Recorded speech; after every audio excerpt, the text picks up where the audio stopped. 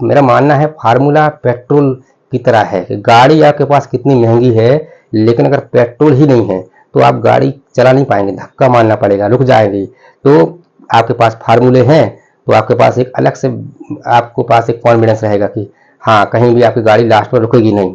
तो पहले हम फार्मूले देख लेते हैं। Hello students, I am doctor Vijendra Singh, welcome to my YouTube channel. आज हम फाइनल रोड मैप मतलब 1 से 5th यूनिट तक एक ही घंटे के अंदर हम आपको बताना चाहते हैं कि मेथड क्या है, फार्मूले क्या हैं। क्योंकि मेरा मानना है कि मैं 3 पार्ट में डिवाइड किया था इसको। 3 पार्ट मतलब अगर स्टूडेंट कई बार क्या होता है कि क्वेश्चन देख के उसको समझ में ही नहीं आता कि हम स्टार्ट कैसे करें। अगर हमें सभी टॉपिक, अगर आप 1 घंटे देख लेंगे ये वाला वीडियो, तो आप देखेंगे कि कोई भी टॉपिक है, मान लीजिए 5th यूनिट से आ गया रोटेशनल, और अगर आपको रोटेशन का फार्मूला मालूम है तो कम से कम फार्मूला लिख देंगे हम। फर्स्ट यूनिट का आ गया लीनियर, तो लीनियर का फार्मूला लिख देंगे हम। तो अगर हमें सभी के फार्मूले मालूम हैं और एक एक छोटे छोटे क्वेश्चन से प्रैक्टिस कर ली, तो कम से कम हम 30% कॉन्फिडेंस हमारा बन जाएगा कि हम स्टार्ट कर देंगे। और लास्ट का 30% हम एंड कैसे करेंगे, ये कई बार स्टूडेंट फार्मूला भूल जाते हैं कि cosec x का इंटीग्रेशन क्या होता है या 1/x का इंटीग्रेशन क्या होता होगा, डिफरेंशिएशन क्या होता है। तो हमें फार्मूले फार्मूले तो होते हैं पेट्रोल की तरह। आपके पास आपने कितना भी पढ़ लिया हो, कितने क्वेश्चन की प्रैक्टिस कर ली हो, लेकिन आपको फार्मूले में कॉन्फिडेंस नहीं है तो आप स्टार्ट तो कर लेंगे लेकिन एंड नहीं कर पाएंगे। कहने का मतलब है कि फार्मूला पेट्रोल जैसे है कि गाड़ी आपके पास कितनी महंगी हो, लेकिन अगर आपके पास पेट्रोल ही नहीं है, पेट्रोल कम है, तो आपकी गाड़ी धक्का खाते हुए जाएगी, आपकी गाड़ी कभी भी रुक जाएगी। तो हमें एंड करना है तो फार्मूले की पकड़ भी जरूरी है। तो इससे हम 60% क्वेश्चन कम करेंगे, कॉन्फिडेंस लाएंगे। कैसे? 30% हमें मेथड मालूम है और छोटे छोटे क्वेश्चन की प्रैक्टिस से मेथड याद हो जाएगी, और 30% हम फार्मूले। बाकी 40% हम जितने क्वेश्चन कवर कर लेंगे, मैक्सिमम क्वेश्चन कैसे कवर करेंगे, पुराने साल के पेपर से एक आइडिया लग जाएगा हमें। प्रीवियस ईयर पेपर हमने कम से कम 6-7 पेपर हमने इसके दिए हैं, तो उससे हमें एक आइडिया लग जाएगा कि क्वेश्चन किस टाइप से आते हैं। तो इस तरीके से हम स्टार्ट करने में प्रॉब्लम नहीं जाएगी, एंड करने में नहीं जाएगी, और क्वेश्चन का पैटर्न कैसे आ सकता है उससे हम कॉन्फिडेंस ले आएंगे। तो इस तरीके से हम इसको कवर करेंगे। तो अब हम जल्दी से देख लेता था इसकी जरूरत क्यों पड़ गई हमें। क्या है कि एक बात है, हम जब हम पास होने की जब पेपर बहुत टफ आता है तो हम सोचते हैं कि हम एक क्वेश्चन बन रहा है, उसका दूसरा पार्ट नहीं बन रहा है। जब एक पार्ट बनेगा दूसरा पार्ट नहीं बनेगा तो हम कैसे कवर करेंगे। हमें कम से कम वो टॉपिक पता हो, उसके फार्मूले पता हो, तो कम से कम एक क्वेश्चन के बाद हम दूसरा अगर कुछ फार्मूला लिखेंगे थोड़ा बहुत, तो कम से कम 2 या 3 नंबर तो कवर करेंगे इस चीज़ के लिए। और दूसरी बात, जैसे सब कुछ पढ़ा है उसके लिए रिकॉल हो जाएगा। तो क्या है, plan A, plan B, plan C के साथ ही हम स्ट्रेटजी बनाते हैं M2 की। प्लान ए, हमारे पास टाइम है, मान लीजिए मार्च अप्रैल से टाइम था तो कर लिया। उसके बाद कई स्टूडेंट के पास फर्स्ट टाइम तबीयत खराब या गर्मी या जैसा भी मौसम है उसके चक्कर में पढ़ नहीं पाते हैं, तो हमने 1 शॉट दिए, हर यूनिट के 2 1 शॉट दिए। अब उसके बाद हमने रिवीजन रोड मैप दिया हमने शॉर्ट्स में। अब हम उन सबको मिला के एक फाइनल रोड मैप बना रहे हैं, ठीक है ना। हम ज़्यादातर फार्मूले की बात करेंगे, जो खासकर जो M2 में जितने फार्मूले लगे हैं और टॉपिक में फार्मूले लगे हैं, उस टॉपिक के मेन कॉन्सेप्ट क्या है उसके बारे में बात करते हैं। तो आपके पास फार्मूले हैं तो आपके पास एक अलग से आपको पास एक कॉन्फिडेंस रहेगा कि हाँ, कहीं भी आपकी गाड़ी लास्ट में रुकेगी नहीं। तो पहले हम फार्मूले देख लेते हैं।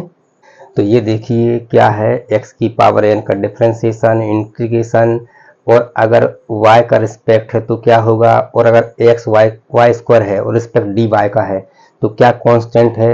ये पॉज करके आप एक बार इसको रफ में निकाल लीजिएगा, फिर से मैच करिएगा कि जितने भी हमने दिए हुए हैं क्या आप इनके सही सही आंसर निकाल पा रहे हैं। ए दिमाग में रखना है, ए मतलब 2 आ गया तब क्या होगा, 3 आ गया तब क्या होगा।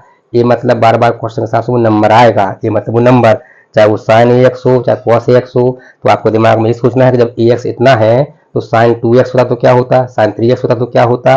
और ये जैसे मान लो 10AX है तो 10 2x होता, 10 3x होता। या खासकर ये उसका डिफरेंशिएशन, उसका इंटीग्रेशन किस y के रिस्पेक्ट में क्या है, और ऐसी टर्म आ गई dy रिस्पेक्ट है तो ये जो है कांस्टेंट है, ये इसका होगा। यहाँ dy रिस्पेक्ट है तो फिर एक्स स्क्वायर कांस्टेंट है, यहाँ dx रिस्पेक्ट है तो साइन y कांस्टेंट है। तो इसके आंसर आप निकालिए और जस्ट इसके बाद हम आंसर दे रहे हैं, ठीक है।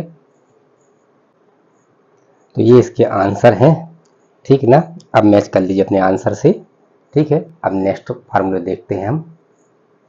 तो देखिए मैक्सिमम क्वेश्चनों में 1/1 प्लस एक्स स्क्वायर मिलेगा, इसका इंटीग्रेशन क्या होता है और इसका डिफरेंशिएशन क्या होता है, और डिफरेंशिएशन तो कम मिलेगा और ये रिस्पेक्ट अलग हो गया तो क्या होगा। इस तरीके से कॉटेक्स के बारे में बात कर रहे हैं कि कॉटेक्स का डिफरेंशिएशन क्या होगा, इसका इंटीग्रेशन क्या होगा, रिस्पेक्ट वाई है तो क्या होगा, और यहाँ पर एक्स और वाई है, रिस्पेक्ट डी वाई है तो क्या होगा। निकालिए इसको।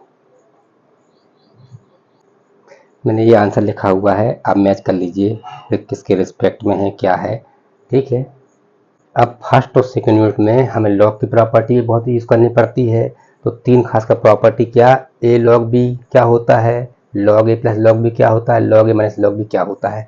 इन पे बेस्ड ये एग्जाम्पल को सिंपल करना है कि ये लॉग ए प्लस लॉग बी है, यहाँ लॉग ए माइनस लॉग बी आगे लगाया है, माइनस वाला कहाँ जाता है, नीचे जाता है, और यहाँ पर प्रॉपर्टी कैसे यूज हुई ये वाली वो देखना है आपको। करिए, देखते हैं आंसर आपका हमसे। तो देखिए ये आंसर लाया हूँ, तो हमें लगता है आई होप सबका मैच कर रहा होगा। ठीक है, आगे बढ़ते हैं। अब देखिए क्या है, M2 जैसे सब्जेक्ट पढ़ने के लिए अगर ट्रिग्नोमेट्री की ये फार्मूले अगर हमें नहीं मालूम है तब भी हमारे बहुत सारे क्वेश्चन लास्ट में एंड नहीं हो पाएंगे। जैसे मान लो ऐसा आ गया integration of sine x sine 3x, by part लग नहीं सकता, बाई पार्ट आइलेट फॉर्म किसका लगता है जिसमें एक टर्म एक्स की हो, तो ये है ये है ये स्क्वायर है, तो ये इन फार्मूले की ज़रूरत हमें पड़ेगी। तो क्या होता है ये हमने पहले बताया हुआ है, तो चलिए आप करिए, मैच करते हैं हम फिर इसको। तो ये आंसर लिखा हुआ है हमने, मैच कर लीजिए आप। ए और बी क्या है, जैसे ये वाला एग्जांपल है, यहाँ ए की वैल्यू 1 है, बी की वैल्यू 3 है, ऐसे ये है ये इससे मैच करेगा, और ये है साइन और कॉस ये इससे मैच करेगा। ठीक है ना, ऐसा है। अब क्या है, कुछ एग्जाम्पल हमें टी और डी टी वाले परेशान करते हैं, वो भी एग्जाम्पल देख लेते हैं। अब जो है हम कॉसेक एक्स के बारे में तीन फार्मूले कुछ क्वेश्चन में वेरिएशन पैरामीटर सेकंड यूनिट में कॉस वाला फार्मूला मिल जाता है। तो बताइए कि कॉसेक एक्स का डिफरेंशिएशन, कॉसेक एक्स का इंटीग्रेशन और कॉसेक स्क्वायर एक्स का इंटीग्रेशन क्या होता है। और यहाँ पर एक ये भी बच गया था 1/x का इंटीग्रेशन और log x का डिफरेंशिएशन, और 1/x के बदले में 1/x स्क्वायर है तो क्या होता है, 1/1 प्लस एक्स है तो क्या होता है। निकालिए जरा।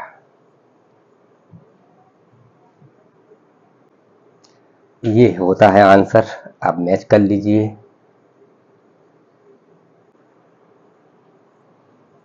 तो देखिए क्या है, एक होता है इंटीग्रेशन बाय पार्ट, कब होता है जब दोनों फंक्शन का डिफरेंशिएशन हो, जैसे x की पावर 2 का भी है, e की पावर 3x का है, तो इंटीग्रेशन बाय पार्ट आएगा, तो ये फार्मूला होता है। लेकिन M2 जैसे टॉपिक में हमें करने के लिए अगर ऐसे हम इंटीग्रेशन फार्मूले करेंगे तो हमारा क्वेश्चन बहुत लेंदी हो जाएगा।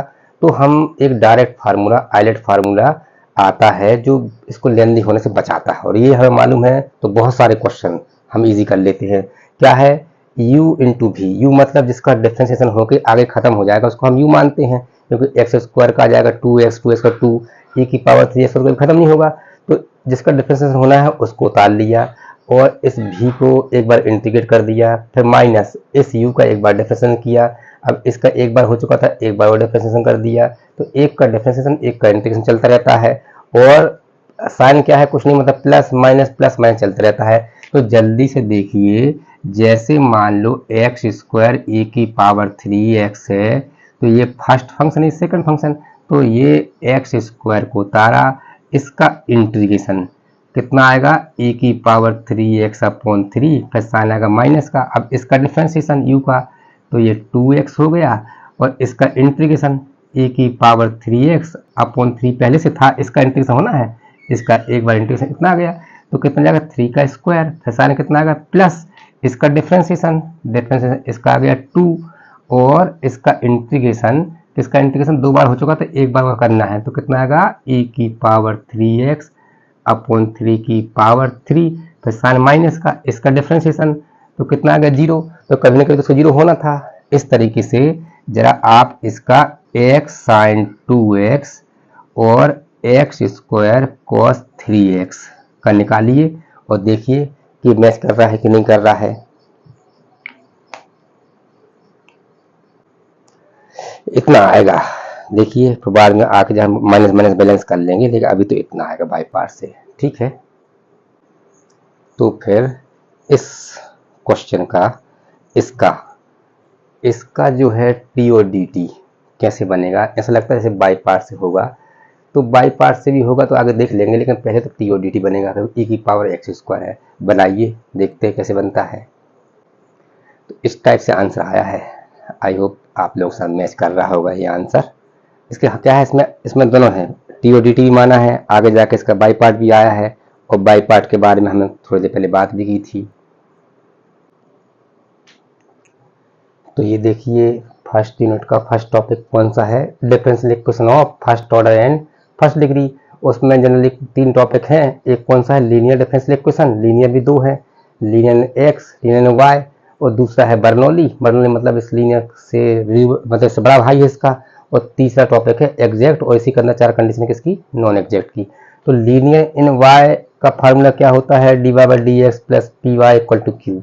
और हमने क्या बताया कि इसका मेन खेल होता है इसमें डिपेंडेंट इंडिपेंडेंट। वहाँ हमने बताया है कि कब लीनियर इन एक्स होता है और कब लीनियर इन वाई होता है, कहाँ बताया है, वन शॉट में। यहाँ हम सब याद रिवाइज करवाने के हिसाब से हम फार्मूला दे रहे हैं यहाँ पर। तो हमने क्या बताया कि जो नीचे होता है उसको इंडिपेंडेंट बोलते हैं, राइट साइड से इंडिपेंडेंट रह सकता है। तो पी और क्यू किसका फंक्शन है, एक्स का। तो इसके बाद इसका आई एफ निकलता है, ई की पावर पी डी एक्स, फिर इसका कंप्लीट सॉल्यूशन का ये फार्मूला है। अब अगर लीनियर एक्स है तो इसका फॉर्मेट क्या होता है, D x upon d Y plus p x equal to q. लेकिन साथ में हमें एक बात ध्यान रखनी पड़ती है कि सामने कुछ है तो डिवाइड कर देना उसको, ठीक है ना। तो पी और क्यू यहाँ किसका फंक्शन है, वाई का। तो इसका आई एफ कितना आएगा, ई की पावर पी डी वाई, और इसका सोल्यूशन होगा x into I F equal to Q into I F D Y plus C. अब बर्नौली होता क्या है कि डिपेंडेंट इसमें क्या है, वाई है, और डिपेंडेंट ही जब राइट साइड होता है अच्छा खासा यहाँ लीनियर जैसे है, तो लीनियर का बड़ा भाई है। तो पहले हम इसको हटाते हैं, तो यहाँ अपॉन आएगा, यहाँ अपॉन आएगा। जब यहाँ अपॉन आएगा तो हमने क्या बताया, सामने कुछ नहीं होता है, तो इसको हम कुछ ऐसा मानेंगे कि ये वाला भी सामने से हट जाए। ये क्वेश्चन देख के समझ में आएगा, तो वो होता है बर्नौली।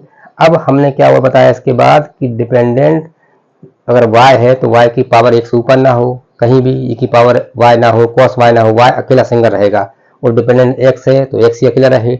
जब ये दोनों नहीं होते हैं, सिंगल सिंगल x अकेला या y अकेला, तो हम समझ जाते हैं कि ना इसमें आएगा ना इसमें आएगा। इसमें थोड़ा आ सकता है y स्क्वायर शुरुआत में कि y की पावर n है, लेकिन y की पावर n बाद t बन जाता है। इसकी बात नहीं कर रहा हूँ मैं जनरली इनकी बात कर रहा हूँ, तो साफ साफ दिखता है। तो आ जाते सीधे एग्जैक्ट पे, अगर ये दोनों नहीं है, लीनियर मतलब कोई वेरिएबल पावर नहीं है, वन शॉट में बताया है। तो क्या हो जाएगा, एग्जैक्ट की कंडीशन क्या होती है कि इस फॉर्मेट में क्वेश्चन जमाना पड़ता है, या तो आएगा या सेट करना पड़ेगा, M d x plus N d y equal to zero. जो एम होता है उसको वाई के रिस्पेक्ट में डिफरेंशिएट करना है, एन को एक्स रिस्पेक्ट में, इक्वल हो गया तो बोल देंगे एग्जैक्ट, इक्वल नहीं हुआ तो 4 केसेस आएंगे। तो जब एग्जैक्ट हो जाता है तो इसका कंप्लीट सॉल्यूशन क्या होता है, integration of M d x plus जो दूसरा है डी वाई, उसमें हम सिर्फ वो टर्म लेते हैं जिसमें एक्स ना हो, सब मतलब वाई वाली टर्म।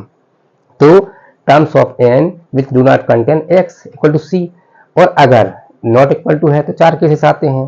पहला केस के समझते हैं कि equation not exact but equation homogeneous. Homogeneous मतलब जितने भी टर्म है सबकी डिग्री क्या हो, सेम हो।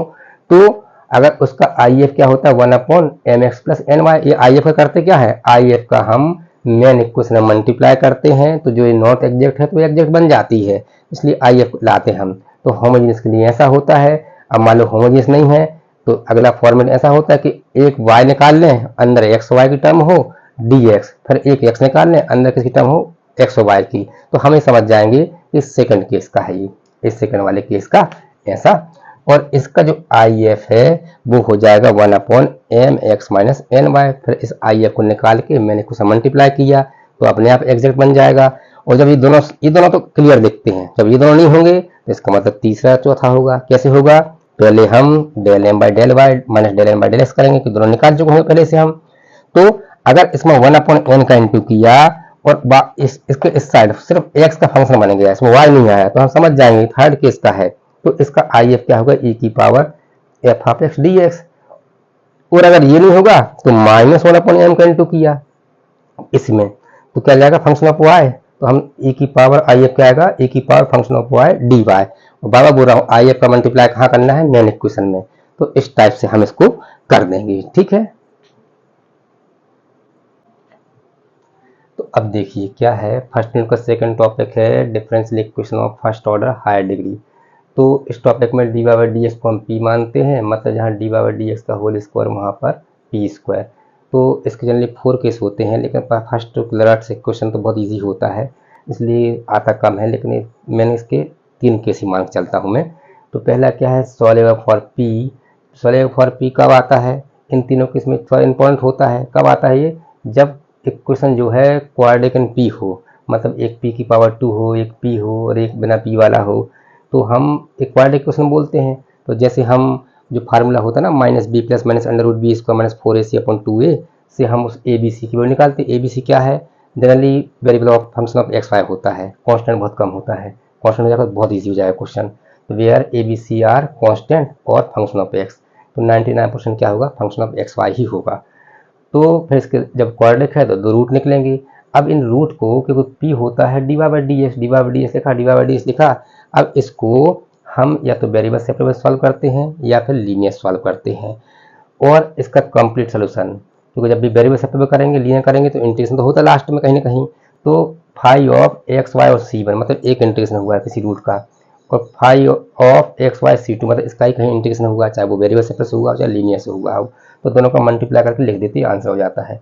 अब क्वाड्रेटिक नहीं है तो या तो सॉल्वेबल फॉर वाई होगा या सॉल्वेबल फॉर एक्स होगा। सॉल्वेबल फॉर वाई कब होता है, जब left side y equal to हो और राइट साइड y ना हो के x और p की टर्म हो। तो हम समझ जाते हैं कि सॉल्वेबल फॉर p है। तो इसको हमने फर्स्ट मान लिया, इसको x के रिस्पेक्ट में डिफरेंशिएट किया, तो ये हो जाएगा dy बाई डी एक्स, और इस साइड xp और dp बाई डी एक्स की टर्म आएगी। अब क्या है कि जैसे हम इसको p को इस साइड ले जाएंगे तो एक रास्ता बनेगा, फैक्टर में टूटेगा, ब्रेक होगा। तो इसका जो है आगे जाके जब ब्रेक होगा तो सॉल्व कैसे करेंगे, या तो वेरिएबल सेपरेबल या लीनियर मेथड से। और इसका जो कंप्लीट सोल्यूशन है में आएगा एक्स पी और सी की टर्म, यहाँ C1 C2 नहीं आया, मतलब जो भी हो काटने पीटने के बाद कितना बड़ा क्वेश्चन हो एक ही फैक्टर में कन्वर्ट हो जाएगा। ये थोड़ी देर बाद बताएंगे, जस्ट 10-15 सेकंड बाद। तो एक ही फैक्टर से इतना आंसर आएगा। अब अगर इस साइड y नहीं होके x है, किस साइड, लेफ्ट साइड x है और राइट साइड y और p की टर्म है, ठीक है ना। तो हम मान के चलते हैं कि ये थर्ड केस का है। तो इसको हम y के रिस्पेक्ट में डिफरेंशिएट किया फर्स्ट को, और इस ये आ जाएगा dx by d y equal to यहाँ पर y p और dp बाई डी वाई की टर्म। तो इस dx बाई डी वाई को हम 1/p मानते हैं, क्योंकि dy by D x p मानते हैं तो उसको उल्टे को 1/p मानेंगे ना। तो अब हम जैसे इसको उस साइड उठा के ले जाएंगे तो एक रास्ता बनेगा, और उसके बाद हम उसको वेरिएबल सेपरेबल में कन्वर्ट कर देंगे या लीनियर मेथड सॉल्व कर देंगे। और इसका कंप्लीट सोल्यूशन क्या आएगा, आंसर लास्ट में y और p और c की टर्म आएगी। अब एक छोटी सी इंपॉर्टेंट बात, खासकर सेकंड और थर्ड केस के लिए, कि जैसे कि हमने बताया ना कि 1/p को साइड ले गए, p को साइड ले गए, तो कुछ क्वेश्चनों में ऐसे फैक्टर बन जाएंगे। अब इसमें 2 बातें बड़ी ध्यान देने वाली है। एक कि नेग्लेक्ट हायर डिग्री फैक्टर, मतलब अगर p की पावर 1 से ऊपर है तो उसको हम छोड़ देंगे। और नेग्लेक्ट विदाउट डेरिवेटिव फैक्टर, अगर जैसे फर्स्ट में इसमें डेरिवेटिव है लेकिन p की पावर ज़्यादा है, इसमें p की पावर कम है लेकिन डेरिवेटिव नहीं, डेरिवेटिव मतलब dp बाई डी एक्स, तो हम इसको भी छोड़ देंगे हम। तो हमारे काम का कौन सा है कि 2 कंडीशन, एक p की पावर अकेली हो और उसके अंदर डेरिवेटिव हो, तो हम इसको लेंगे हम px plus dp by D x equal to 0, फिर इसको हम वेरिएबल सेपरेबल या लीनियर से सॉल्व कर देंगे हम। तो ऐसा हम इसको कर लेंगे, ठीक है ना। ओके, तो देखिए क्या है, नेक्स्ट टॉपिक है थर्ड वाला, linear differential equation of higher order, जिसको हम किस नाम से जानते हैं, जिसको हम जानते हैं CF और PI, मतलब एक से ज़्यादा ऑर्डर होगा इस टाइप से। तो क्या होता है कि लेफ्ट हैंड साइड के सॉल्यूशन को हम CF बोलते हैं, राइट साइड सॉल्यूशन को PI बोलते हैं। CF के 3 केसेस होते हैं, इसके 3 केसेस, और PI के कितने केसेस होते हैं, 6 केसेस PI के, ठीक है ना। तो हमने बताया कि रूट है, there are 3 types of root. पहला क्या होता है, डिफरेंट रूट। मान लो ऐसा कुछ क्वेश्चन आ गया, इस रूट जिसके रूट ऐसे आ गया, रूट तो हम कैलकुलेटर निकाल लेते हैं। मान लो 2 - 3 4 आ गया, तो एक को यहाँ सेट कर दिया, एक को यहाँ सेट कर दिया, और 2 है तो इतने से काम चला लेंगे हम, क्योंकि 2 से कम तो आएंगे नहीं।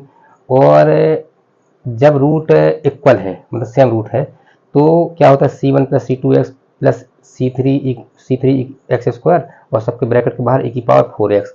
अब फिर से बोल रहा हूँ, अगर 4 होता तो हम सिर्फ इतना लेते हम, और बाहर यहाँ 4 करते, तो जो हम 4 ले रहे हैं मतलब सेम रूट पर 2 के लिए भी है, 3 के लिए भी है, तो नंबर चेंज करते जाएंगे, ऐसा हाथ जाएगा।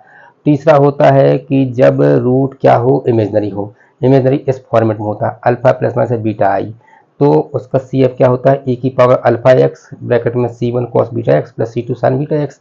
अब जैसे ये एग्जाम्पल दिया है तो ये समझ लो अल्फा है, ये बीटा है, तो यहाँ अल्फा और ये बीटा लगाया तो इतना आ गया, अल्फा कितना 2 है, बीटा कितना है 3 है। और मान लो ये एग्जाम्पल है तो इसका अल्फा 0 है, इसका बीटा क्या है 4 है, तो हमने क्या लिखा, ए की पावर अल्फा मतलब 0 और इस सी वन कॉस बीटा एक्स मतलब 4x plus c two sign 4x, ऐसा आ गया।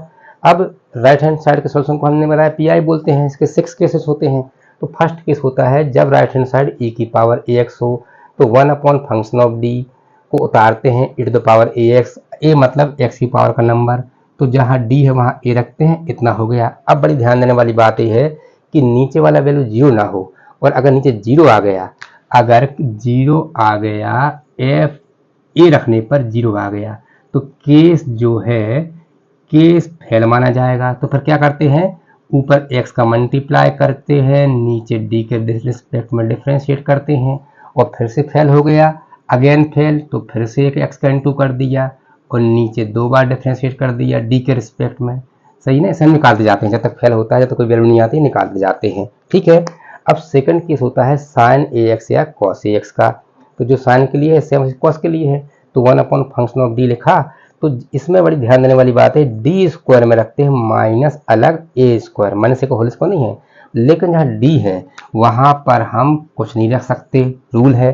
तो हमें डी स्क्वायर लाने के लिए या तो टर्म्स के फॉर्म में देखो, या तो d plus three d minus three मिलेगा, टर्म्स के फॉर्म मिला तो रेशनलाइज साइड मुड़ेगा कि डी माइनस थ्री और डी माइनस थ्री का इंटू कर दिया, तो यहाँ क्या हो गया a plus b a minus b, मतलब d square minus 9, d square आ गया, तो ऐसे रख देंगे हम। और अकेला डी आया तो हम जैसे डी का मतलब होता है डिफरेंशिएशन, तो डिफरेंशिएशन का उल्टा होता है इंटीग्रेशन, तो 1 अपॉन डी मतलब उल्टा किसके रिस्पेक्ट में, डी एक्स के, तो अकेला डी आया मतलब किसके रिस्पेक्ट में इंटीग्रेशन, इंटीग्रेशन किसका, साइन 2x का, ऐसा। ठीक है, अब हम जल्दी से third fourth fifth sixth case और देख लेते हैं। तो देखिए क्या है, थर्ड केस क्या होता है, जब राइट हैंड साइड क्या दिया हो x की पावर m मतलब x की पावर 1 2 3 इस टाइप से हम समझ जाएंगे थर्ड केस है, और बानी में साइड मोड़ेंगे क्वेश्चन को। तो क्या होता है, हम ऐसा कुछ कॉमन लेते हैं छोटी टर्म कि हमें एक 1 मिल जाए, क्योंकि हम एक फार्मूला लगाएंगे बानी में का, तो साइन चाहे प्लस का हो चाहे माइनस का हो, तो ऐसा 1 मिल जाए तो इसको ऊपर उठा के लेगा तो -1, और यहाँ पर समझ लीजिए क्या चल रहा है, ये एक्स स्क्वायर। अब इसमें प्लस है तो ये वाला फार्मूला फिट होगा, माइनस तो ये वाला फार्मूला फिट होगा। अब सवाल ये है कि हम इसको एक्सपांड कहाँ तक करेंगे, जितनी पावर x की होती है। होता क्या है कि जो एक्स स्क्वायर है ये मैक्सिमम 2 बार डिफरेंशिएट हो सकता है, उसके बाद ऊपर करोगे तो 0 कर देगा। देखिए डी स्क्वायर मतलब 2 बार डिफरेंशिएशन, तो एक बार में 2x आएगा, अगली बार में 2 आएगा। एक बार में हमने किया तो 2x आ गया, अगली बार किया तो 2 आ गया। लेकिन अगर हमने इस एक्स स्क्वायर को 3 बार या 4 बार करने की कोशिश की तो क्या आ जाएगा 0, क्योंकि 2 बार में 2 आ गया, तीसरी बार 0 हो जाएगा। तो हम क्या करते हैं, जितनी x की पावर है उस ऊपर नहीं जाते, वहीं छोड़ देते हैं। अब फोर्थ केस, जब राइट हैंड साइड क्या दिया हो e की पावर ax इंटू भी, फर्स्ट केस इंटू सेकेंड या थर्ड केस इंटू में ऐसा होता e की power -2x plus sign 3x, तो ये अपने आप में फर्स्ट है और सेकंड है, आधे पार्ट में फर्स्ट चलेगा आधे पार्ट में सेकंड चलेगा।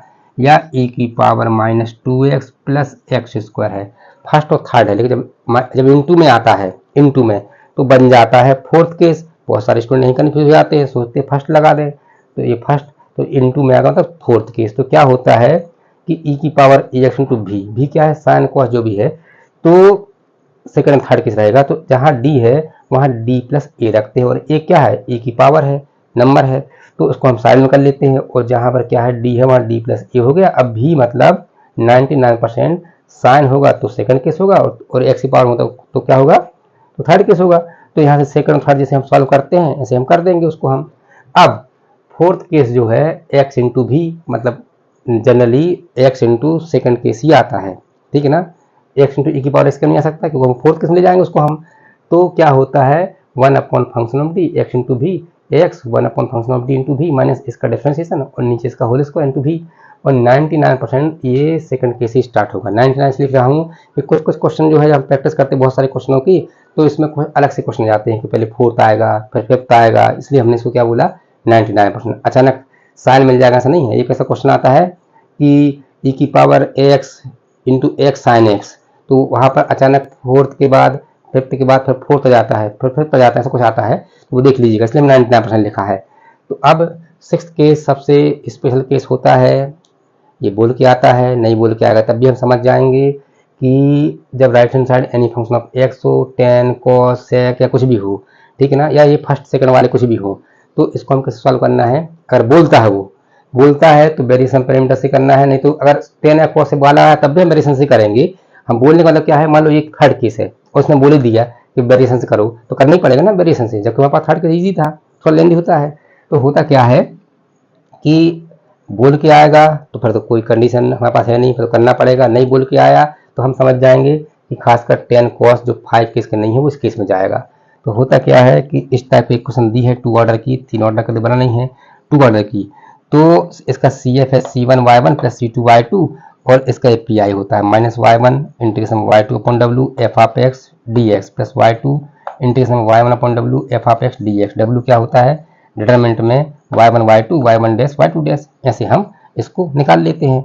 अब हमसे अगर ये PI बनता है CF PI, तो इससे हम बहुत सारे टॉपिक कवर करेंगे। अगला वाला होमोजीनियस साइमल्टेनियस कवर करेंगे, प्लस सेकंड यूनिट में करेंगे, प्लस इसी के जैसा हमें थर्ड यूनिट में जो है पार्शियल डिफरेंशियल इक्वेशन उसमें CF PI है, यहाँ कर लिया, थोड़ा लेंदी है, वहाँ बहुत ईजी है। तो ये हमारे लिए क्या है, इसको करने से हम बहुत सारी चीज़ हम कॉन्फिडेंस आ जाता है। ठीक है, आगे बढ़ते हैं।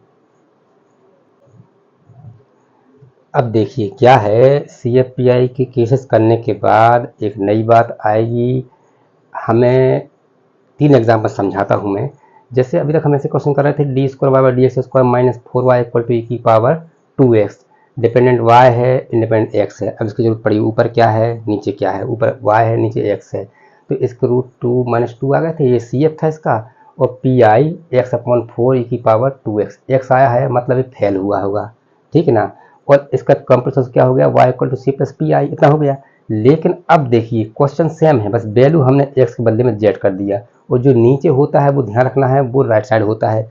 इस बार नीचे z है तो राइट साइड भी z वाली टर्म होगी, यह नीचे t है तो t वाली होगी, क्योंकि आगे जाके अगर नहीं है तो बनाना पड़ता है। तो इसके रूट अगर -2 और +2 आ गए तो इसका CF अब हमें x के फॉर्म में नहीं आके अब z के फॉर्म में लाना पड़ेगा। अब PI अब जो x अपॉन 4 आया था, अब किसका मल्टीप्लाई होगा, z का, z अपॉन 4 ई की पावर 2z। इसका complete solution y equal to c plus PI होगा। लेकिन ये वाला एग्जाम्पल कि डिपेंडेंट x है इंडिपेंडेंट t है, जब इंडिपेंडेंट t है तो रूट आ गए 2 और -2, तो CF अब t के फॉर्म में रखना है। जनरली स्टूडेंट क्या होता है, x के फॉर्म में याद रहता है, t के फॉर्म में आ गया, तो नीचे क्या है t है, तो ये CF हो गया, PI क्या हो गया t अपॉन 4 ई की पावर 2t।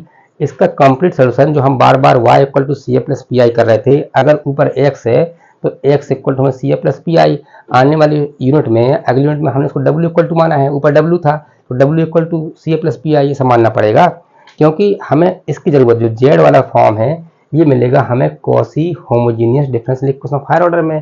कि अगर इस टाइप से कि यहाँ जो कोफिशिएंट वेरिएबल हैं तो होमोजीनियस क्यों बोलते इसको, क्योंकि जितना ऑर्डर है उतनी x की पावर है, ऑर्डर 2 है x की पावर 2 है, ऑर्डर 1 है x की पावर 1 है, तो हम समझ जाते हैं होमोजीनियस है। नहीं तो अगर x की पावर में होता और होमोजीनियस नहीं होता तो सेकंड में पहुंच जाता ये। तो अगर पहचान का होमोजीनियस है, हमने यहाँ फंक्शन ऑफ x के बदले में हमने कोई ऐसा फंक्शन ले लिया साइन लॉग x। तो ध्यान दीजिएगा हम इस टॉपिक की शुरुआत करते हैं x इक्वल टू ए की पावर z, और इसका लॉग लिया तो log x equal to z, इससे पूरा क्वेश्चन हम मोड़ देते हैं। तो जहाँ x dy by D x है वहाँ dy, जहाँ x square d square y by D x square वहाँ d into d minus 1y, और ऐसे क्यूब है तो इतना रख दिया, और d हमें होता है d अपॉन डी जेड। ये ऐसा लिखना बहुत जरूरी है, क्योंकि अगर ये लिख रहे हैं तो इसका मतलब आपको पता है कि अब हम जो CF और PI है वो z के फॉर्म में कर रहे हैं, और अगर ऐसा जल्दबाजी में नहीं लिख पाए तो हम झटके में हम पर x का फॉर्म लिख देंगे, तो ऐसा लिखना है, ठीक है। अब राइट साइड z आ जाएगा पूरा, तो राइट साइड भी चेंज करना पड़ेगा, तो ये दोनों हेल्प करते हैं। तो राइट साइड हमें बड़ा ध्यान से चेक करना पड़ता है, जैसे साइन, अब हमें x के हटाओगे इससे तो कितना हो जाएगा, ये साइन z हो जाएगा ऐसा, ठीक है ना। तो ये दोनों हमारी हेल्प करते हैं हमेशा। अब क्या होता है कि साइमल्टेनियस इक्वेशन, ये तो बहुत इजी है, मतलब करने में पहचानने में इजी है, सॉल्व करने में थोड़ा लेंदी है। तो क्या होगा, दो इक्वेशन रहेंगी, dx upon D T, dy upon D T, मतलब डिपेंडेंट की वैल्यू निकालते हो तो एक्स और वाई डिपेंडेंट है किसकी फॉर्म में, इंडिपेंडेंट की फॉर्म में, वन टी है। तो इसको फिर हमने इस टॉपिक में हम नीचे इस टॉपिक में हम बताना चाहते हैं कि डी वाई डी टी को हम क्या मानते हैं, डी मानते हैं, इसका सिंबल है, तो ऐसा इसको हम कर देते हैं, ठीक है ना। तो यहाँ हमारी फर्स्ट यूनिट का जो बेस है वो हमने फार्मूले से हमने इसको कवर करा दिया। अब हम देखते हैं सेकंड यूनिट, ठीक है, ओके।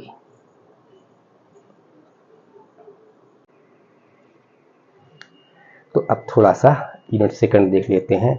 नाम है ऑर्डिनरी डिफरेंशियल इक्वेशन सेकंड, लेकिन मेन इसका एक और नाम है कि second order differential equation with variable coefficients, जिसके अंदर ये तीन टॉपिक हैं। फिर एक टॉपिक और है इसमें जिसके वेरिएबल कोफिशिएंट्स हैं कि वेरिएशन ऑफ पैरामीटर मेथड, फिर ये अलग मेथड है, ये अलग टॉपिक थोड़ा सा। तो होता क्या है कि इंस्पेक्शन मेथड के साथ ये दोनों कनेक्टेड हैं। तो होता ये है कि दिया रहेगा consider d square y by D x square plus d Y by D x plus q y equal to r, इस फॉर्मेट में इक्वेशन रहेगी। सामने कुछ है हटाना पड़ेगा, कहने का मतलब x d square y by D x square plus 1 minus 2x d Y by D x plus 4x square y equal to 0, ऐसा कुछ दिया है। अब ये फर्स्ट यूनिट के होमोजेनियस नहीं है, क्यों कि यहाँ ऑर्डर 2 है तो x की पावर 2 नहीं है, यहाँ ऑर्डर 1 है तो x की पावर भले यहाँ 1 है यहाँ 1 नहीं है। तो मतलब इसी यहाँ पहुँच गया सेकंड यूनिट में, सेकंड यूनिट पहुँच गया मतलब सीधा इंस्पेक्शन मेथड के बारे में सोचते हैं। जब ये फेल होगी तो ये दोनों मेथड आएंगी, और ये तो साफ साफ बोल के आएगा सॉल्व बाय वेरिएशन पैरामीटर। इसके 90% क्वेश्चन फर्स्ट यूनिट में थे, कुछ वेरिएबल वाले कोफिशिएंट क्वेश्चन यहाँ मिलेंगे हमें, लेकिन बस स्टूडेंट थोड़ा सा कन्फ्यूज क्यों हो जाते हैं कि पर्टिकुलर इसको बाय नेम सेकंड यूनिट के सिलेबस में दिया है, लेकिन ये फर्स्ट 90% फर्स्ट में है ये, और ये तो अलग बोल के आएगा सॉल्व बाय सीरीज मेथड, और ये अलग से आएगा JNX वाले। तो जल्दी से इसकी बात कर लेते हैं, सब दिया रहेगा। तो हम मानते हैं, हम एज्यूम करते हैं, assume solution of first to be y equal to u into v, इसको सेकंड मान लिया। अब हम दो पार्ट में we find u by inspection निकालते हैं कि दो केस होते हैं जनरली, 90% हमारे अभी तक क्वेश्चन जो है दो केस होते, तो 6 केस हैं, लेकिन हम क्यों जाएं, जब आए नहीं, आएंगे देखा जाएगा, इतना भी ज़्यादा हम डिटेल में नहीं जा सकते। तो मैक्सिमम दो केस की बात कर रहे हैं हम कि अगर P1 plus P plus Q, P और Q कहाँ से आएगा, क्वेश्चन से रखने पर क्या हो गया, 0 हो गया, तो हमारा u माना जाएगा e की पावर x, और ये नहीं होगा क्योंकि मैक्सिमम क्वेश्चन में कवर होता है, तो ये होगा p plus q x equal to 0, तो हमारा u माना जाएगा x, सही है ना। तो इन दो तरीके से हमारा क्या आ जाएगा, u आएगा। दूसरा देखिए, नाउ वी फाइंड भी निकालने का फार्मूला ये होता है del square v by del x square plus p plus 2 upon u d u by D x, और बाहर d v by D x equal to r upon u. और इसके बाद 99% अगर आर 0 है, आर 0 मतलब राइट साइड 0 है, तो ये होता है वेरिएबल सेपरेबल से, ये हमारे दिमाग में आ जाएगा, बने भले आगे जाके बने या नहीं बने। और r अगर 0 नहीं है, कि r अगर 0 नहीं है तो किससे होता था, ये होता था लीनियर से। अब कोई भी स्टूडेंट जो जस्ट उसी दिन पढ़ रहा है एग्जाम के एक दिन पहले, तो कम से कम पी क्यू आर निकाल सकता है डिवाइड करके, और फिर ये ऐसा सॉल्यूशन लिख सकता है, इन दोनों को चेक कर सकता है, एक फार्मूला लिख सकता है, यहाँ p की वैल्यू और u की वैल्यू ऊपर से आएगी। तो हम 60% बिना कुछ ही दिमाग लगाए हम इस क्वेश्चन को कवर कर सकते हैं। तो 7 में से कम 4 या 5 मार्क्स तो देगा, तो ये इस हिसाब से बहुत इजी है। हमने बताया हुआ डिटेल में, हमने जब हमने वन शॉट लिया है उसमें क्वेश्चन समझाया हुआ, देख लीजिएगा। तो जल्दी से आगे बढ़ते हैं। अब ये नॉट इक्वल टू हो गए, तो कौन सी मेथड आती है, दूसरी method, removal of first derivative या चेंज ऑफ इंडिपेंडेंट। तो हमने वहाँ बताया हुआ कि रिमूवल कब आती है, तो रिमूवल देख लेते हैं जल्दी से। तो देखिए क्या है दूसरी मेथड, कौन सा, removal of first derivative method, कि ऐसा होता है और क्या करते हैं, y इक्वल टू इंटू भी माना तो हम u कैसे निकालते हैं, we find u by u हम निकालते हैं e की पावर ये होता है p dx, p मतलब क्वेश्चन से आएगा, और हम वी फाइंड भी को निकालने का क्या फार्मूला होता है, भी को निकालने का ये फार्मूला होता है d square v by d x square plus i into v equal to r upon u, ठीक है ना। तो वेयर पहले आई निकालना पड़ेगा, आई होता है q minus 1/2 D by D x और किसका, p का, माइनस ये होता है, हमें लगता है 1/4 होता है, 1/4 और p स्क्वायर। तो जनरली क्या है, ये कांस्टेंट आता है, ये क्या आता है, एक नंबर में कांस्टेंट फॉर्म में आता है। तो इसके बाद ये जो है, क्योंकि ये u निकालना आसान है, इसके बाद ये CF और PI से आगे जाके सॉल्व होता है, आई कांस्टेंट आ गया, CF PI आ गया। अब तीसरी मेथड कौन सी, change of independent variable method, ये कब होती है वो भी देख लेते हैं। अब वहाँ बताया हुआ हमने कि चेंज ऑफ इंडिपेंडेंट वेरिएबल जब q जो है इवन पावर में, वेरिएबल की पावर इवन, तो हम क्या लिखते हैं कि इस फॉर्मेट क्वेश्चन दिया है और जब इंस्पेक्शन मेथड नहीं है, रिमूवल नहीं है, तो फिर हम इसी पे आते हैं। तो हम क्या चूज करते हैं, इंडिपेंडेंट वेरिएबल x है को हम z में चूज करते हैं, we choose z such that इस फार्मूले से हम क्या निकालते हैं, z निकालते हैं। अब ट्रांसफॉर्म इक्वेशन ऐसी होती है P1 Q1 R1 और नीचे क्या आ गया, z आ गया। तो ये P1 क्या होता है, d square Z by D x square plus P D Z by D x upon D Z by D एक्स का होल स्क्वायर। और जनरली ये जो है ना, मैक्सिमम क्वेश्चनों में 99% सब, एक दो क्वेश्चनों छोड़ के ये जीरो ही आता है P1, और ये Q1 Q upon D Z by D x square जो ऊपर आ जाएगा हमारे यहाँ पर।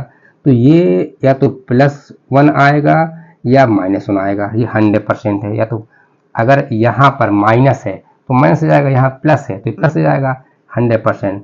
और ये जो है R, अब हमें ध्यान रखना है कि ये Z का फॉर्म है, तो जो भी आएगा फंक्शन ऑफ Z के फॉर्म में कन्वर्ट करना है, क्योंकि X के फॉर्म में आएगा तो इसकी हेल्प से हम Z में कन्वर्ट करेंगे। फिर हमको CFPI से, फिर ये टॉपिक भी CFPI से ही सॉल्व होता है, CFPI से, ठीक है।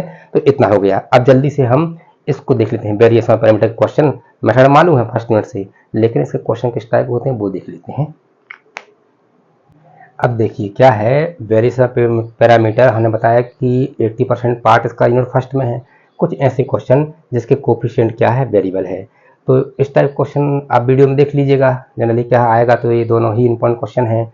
तो ये कैसे किया है, पहले इंस्पेक्शन से हुआ है, फिर आगे जाके CFPI में मुड़ा हुआ है, और PI निकालने के मेथड क्या बोलते हैं हम, वेरिएशन पैरामीटर। और जैसे ये वाला क्वेश्चन भी इंस्पेक्शन मेथड से कर सकते थे, लेकिन एक छोटी सी बात ये है कि इंस्पेक्शन के पहले ये होमोजीनियस है, जितना ऑर्डर है उतनी x की पावर है, जितना ऑर्डर है उतनी x की पावर है, तो ये होमोजीनियस है। जब हमें लगता है कि ये होमोजीनियस से भी है, सेकंड यूनिट से भी है, तो हम होमोजीनियस मौका देंगे। क्यों देंगे, क्योंकि आगे जाके अपने आप होमोजीनियस बन ही जाएगा।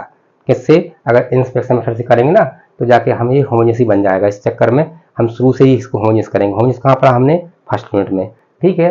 तो इतना है। अब हम देख लेते हैं सॉल्यूशन बाय सीरीज मेथड। तो देखते हैं क्या है सॉल्यूशन बाय सीरीज मेथड। तो एक होती है इसकी पावर सीरीज मेथड, एक होती है फेब्रोनियस मेथड। कई बार नाम से ही पूछ लेता है, सॉल्व बाय फेब्रोनियस, थोड़ा समझ जा रहा है किसका है, solution bye series method question है। तो होता क्या है, दिया रहेगा, कंसीडर दिया रहेगा इस टाइप के फॉर्म में, P0x into d square y by D x square plus P1x into d Y by D x plus P2x into y equal to 0। इसको फर्स्ट मान लिया। अगर इस सॉल्व बाय सीरीज मेथड नहीं होता तो ये इंस्पेक्शन, चेंज ऑफ रिमूवल, इन सब मेथड का होता। तो यहाँ पर P0x की ही मतलब है, यहाँ पर P0x उसको बोलते हैं जो सेकंड डेरिवेटिव के साथ लगा है। तो यहाँ दो केस आते हैं, एक ऑर्डिनरी पॉइंट वाला, एक सिंगुलर पॉइंट वाला। तो होता क्या है कि केस फर्स्ट जो है कि अगर एफ जो P0x किसको बोलेंगे, जो डी स्क्वायर बाई डी लगा है, अगर वो 0 नहीं आ रहा है, किस पे, at x equal to zero रखने पर, एक्स इक्वल टू जीरो रखा, कुछ ऐसी टर्म होगी। मान लो P0x दिया है आगे 1 प्लस एक्स स्क्वायर, या P0x दिया है 2x क्यूब। तो अगर ये दिया है 1 प्लस एक्स स्क्वायर तो यहाँ तो नॉट इक्वल टू हो जाएगा, 1 plus zero not equal to आ गया, लेकिन इसमें जीरो हो जाएगा, तो या तो जीरो होगा या जीरो नहीं होगा। तो अगर P0x not equal to zero है एट किस पे, एक्स इक्वल टू जीरो पे, then it is called ordinary point. इसको हम ऑर्डिनरी पॉइंट बोलते हैं। और हम एज्यूम करते हैं, assume solution of first to be, solution of first to be बताते हैं क्या होता है। पहले केस सेकंड भी लिख देंगे साथ में इसका, केस सेकंड कि अगर P0x जीरो आ गया किस पे, at x equal to zero पर, तो that is called singular point, singular point. अच्छी बात यह है कि सब क्वेश्चन एक जैसे होते हैं, 80-90% एक जैसे होते हैं, बस वैल्यू बस चेंज होती है, बाकी सब एक जैसे होते हैं। तो कोई भी स्टूडेंट चाहे 14 मार्क्स का क्वेश्चन आता है, आराम से गलत सही करते करते 60-70% तो कोई भी कर सकता है इसको। तो अगर नंबर लाना है तो इस टॉपिक के बिना हमें हमारा M2 अधूरा है, क्योंकि पूरी कॉपी कम से कम 2-3 पेज में भरे देखते हैं। जल्दी आगे बढ़ते हैं कि अगर नॉट इक्वल जीरो है, ऑर्डिनरी पॉइंट है, तो हमने क्या एज्यूम किया कि फर्स्ट का सोल्यूशन क्या है, ये है y equal to a0 plus a1x plus a2x square plus a3x cube and so on. ठीक है ना। अब हमारे दिमाग में है कि हम we find the value of a2 a3 a4 and so on in terms of a0 और a1। हम क्या है कि आगे तक गया है a4 a5 a6, कम से कम a6 तक निकालते हैं, कम 3-4 वैल्यू का जाए, और हम a2 a3 a4 की वैल्यू या तो a0 के फॉर्म में या a1 के फॉर्म में आता है। तो कैसे निकालते हैं इसको, सिंपल करने के लिए और करके, क्योंकि थोड़ा लेने दिखता है, y equal to summation k equal to 0 से इन्फिनिटी a के x की पावर k। देखिए क्या है, अगर हमने इसमें जीरो रखा तो a0 x की पावर 0 मतलब a इतना आ गया, 1 रखा तो a1 x की पावर 1 मतलब इतना आ गया, इसमें 2 रखा तो a2 x की पावर 2 तो इतना आ गया, मतलब इसका शॉर्ट फॉर्म है। आंसर क्या है, लेंदी ना हो इसलिए हमने इसको किया है। फिर इसके बाद हम क्या करते हैं, फिर इसके बाद हमने इसको लेट किया था y इक्वल टू एक्स की पावर k। थोड़ी देर के लिए हमने हाइड क्या कर लिया था, हाइड मतलब नहीं करते तो बार बार चलता और टर्म लेंदी हो जाती। क्या हाइड किया था हमने, a के और समेसन हाइड किया, k इक्वल टू 0 से इन्फिनिटी। हाँ, अब हमने क्या किया, इसकी हेल्प से हम क्या निकालते हैं, dy बाई dx निकालते हैं। We find dy by dx मतलब कितना आएगा, k इंटू एक्स की पावर k माइनस 1 और d square y by D x square आ गया, तो k into k minus 1 x की पावर k माइनस 2। ये सभी क्वेश्चन को कॉमन होगा, चेक करने से रखना। अब इनको फर्स्ट में पुट करते हैं, इसके बाद हम बैलेंस बड़ा पावर x की बैलेंस करते हैं और हम निकाल लेते हैं, क्या निकाल लेते हैं, किसकी वैल्यू, a2 a3 a4 की वैल्यू किसके फॉर्म में, a0 और a1 के फॉर्म में। तो हमने वीडियो में बहुत ज़्यादा डिटेल में समझाया हुआ है, तो ये हम इतना हिंट बहुत है। अब अगर मान लो सिंगुलर पॉइंट है तो एज्यूम करते हैं, assume solution of first to be y equal to, ऐसा होता है, y equal to summation k equal to 0 से इन्फिनिटी a के x की पावर m प्लस k, ऐसा होता है। या फिर देखा जाए तो ये क्या हो गया होगा, ये ऐसा हो गया होगा, जीरो रखा हमने, ये हो गया a0 x की पावर m, a1 x की power m plus 1, a2 x की पावर m प्लस 2, ऐसा हो गया इसमें। तो फिर अगर हम x की पावर m कॉमन निकालें तो कितना जाएगा, a0 plus a1 x plus a2 x square. ये तो अगर हम चाहें तो हम ऐसा भी लिख सकते थे कि be assume solution of first to be y y equal to x की power m into a not plus a one x plus a two x square, इस टाइप से इसको हमने सेकंड मान लिया। तो इसको हम शॉर्टकट में क्या लिखते हैं, हम समेशन के इक्वल टू 0 से इन्फिनिटी एक्स की पावर ए के और एक्स की पावर m प्लस के, ऐसा। और फिर हम और सिंपल कर लेते हैं इसको, क्या मानते हैं y इक्वल टू एक्स की पावर m। हाँ, अब हमारा इसमें टारगेट क्या होता है, यहाँ पर a2 से वैल्यू निकलती है, यहाँ पर a1 से निकलती, सभी वैल्यू आती है a0 के फॉर्म में, किसमें, सिंगुलर में। तो हम क्या लिखते हैं, we find the values of a1 a2 a3 and so on, किसकी टर्म में, in terms of only a0।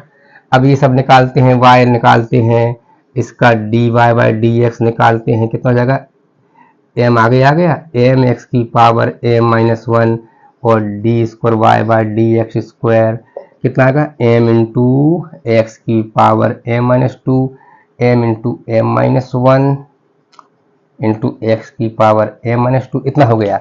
और इन सब वैल्यूज को हमने फर्स्ट में रखा, फर्स्ट मतलब ये इक्वेशन। फिर इसके बाद सिंगुलर में रूट निकलते हैं, रूट के 3 टाइप होते हैं, जिसको हम क्या बोलते हैं, जिसको हम इंडिसर रूट बोलते हैं। तो रूट जो है डिफरेंट होते हैं, m equal to m1 comma m2, ये कौन से रूट हैं, ये है डिफरेंट रूट। एक होता है same root m1 equal to m2, और एक होता है m इक्वल टू m1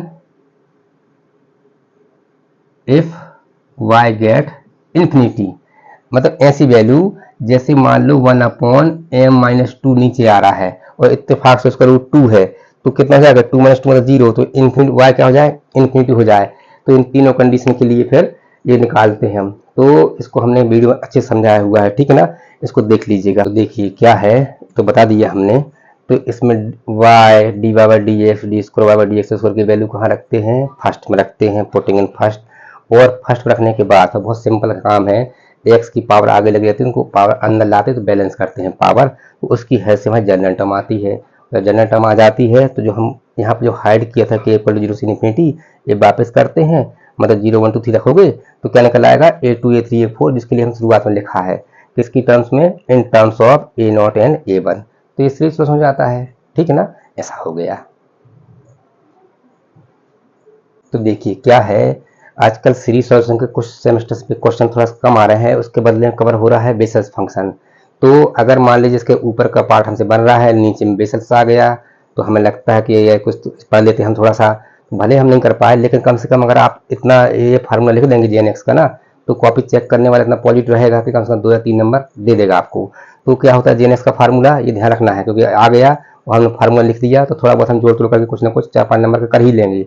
तो क्या होता है, जीएनएक्स होता है समेशन r इक्वल 0 से इन्फिनिटी माइनस 1 की power r upon factorial r और gamma n plus r plus 1 और x बाई 2 की पावर n प्लस 2r।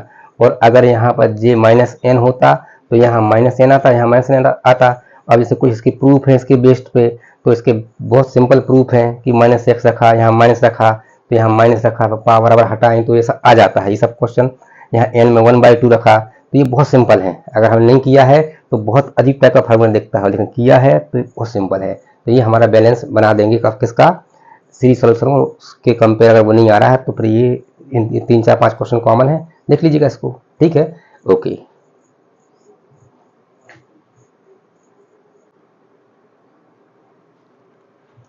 तो अब देखते हैं यूनिट थर्ड, उसका नाम क्या है, पार्शियल डिफरेंशियल इक्वेशन।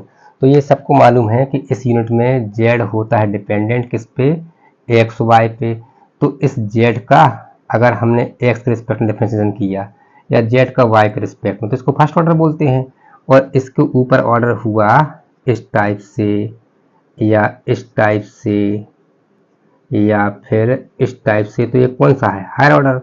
तो अगर x के रिस्पेक्ट में तो स्मॉल p बोलते हैं और y के रिस्पेक्ट में तो स्मॉल q, और जनरली इसको r एस टी बोलते हैं। तो क्या है कि फर्स्ट ऑर्डर बेस्ड 3 टॉपिक होते हैं, लीनियर, नॉन लीनियर और 4 पेट। और हायर ऑर्डर बेस्ड एक टॉपिक होता है जिसका नाम है होमोजीनियस पीडी या फिर CFPI। इसका नाम क्या है, CF और PI, ठीक है ना। और इन दोनों के रिजल्ट पे बेस्ड पर एक बहुत सिंपल और इम्पोर्टेंट टॉपिक बनता है फॉर्मेशन ऑफ PDE, जिसमें ये भी आ सकते हैं, ये भी आ सकता है। तो ये थोड़ा सिंपल है कंपेयर में। तो जल्दी से हम देख लेते हैं लीनियर किसको बोलते हैं।